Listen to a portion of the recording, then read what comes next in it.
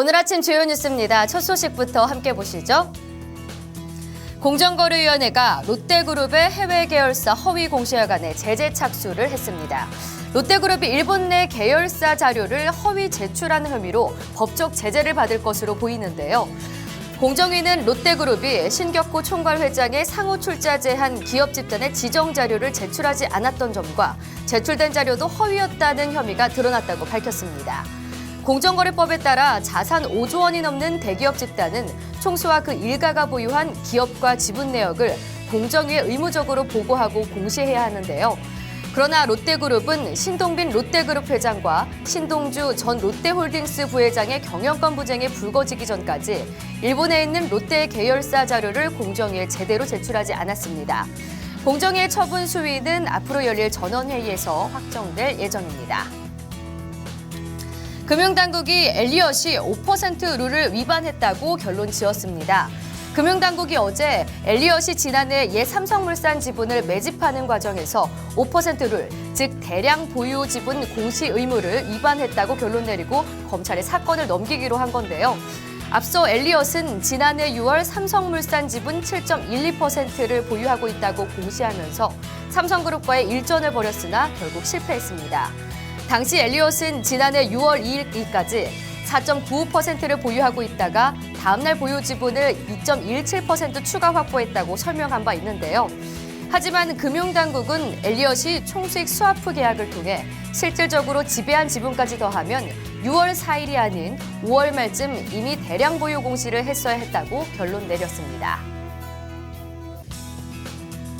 현대상선이 채권단의 자율협약을 신청했습니다. 자금난을 겪고 있는 현대상선이 채권 금융기관 공동관리 절차를 밟게 될 가능성이 제기되고 있는데요.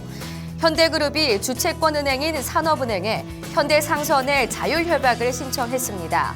주채권은행인 산업은행이 현대상선의 자율협약 신청을 수용할지 여부를 검토하고 있는 것으로 알려지면서 현대상선 경영 정상화를 위한 논의가 급진전되는 모양새인데요. 자율협약은 워크아웃이나 법정관리보다 강도가 낮은 구조조정 수단입니다. 현대상선의 경우 주채권은행인 산업은행 주관하에 채권은행 협의회를 열어 이 채권은행들이 모두 동의할 경우 자율협약에 들어가게 됩니다. 사조그룹이 동아원과 한국제본을 전격 인수합니다. 한국제본은 현재 워크아웃이 진행 중인데요. 한국제본은 어제 사조 컨소시엄과 1,000억 원 규모의 유상증자 계약을 체결했다고 밝혔습니다. 사조 컨소시엄은 한국제본 회사 주식 1,000만 주를 1,000억 원에 인수하는데요.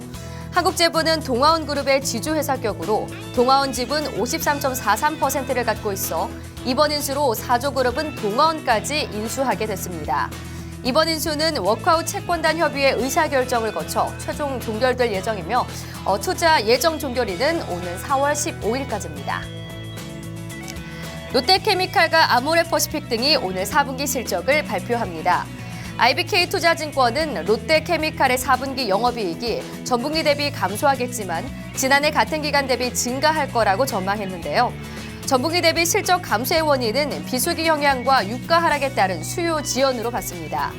한편 2014년 사상 최대 실적을 기록해 직원들에게 기본급의 500%가 넘는 성과급을 지급했던 아모레퍼시픽은 지난해에도 중국에서 이 고성장이 지속돼서 양호한 실적을 거뒀을 것으로 예상되고 있는데요.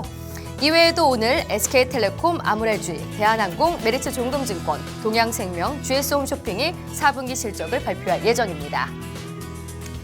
지금까지 오늘 아침 주요 뉴스였습니다.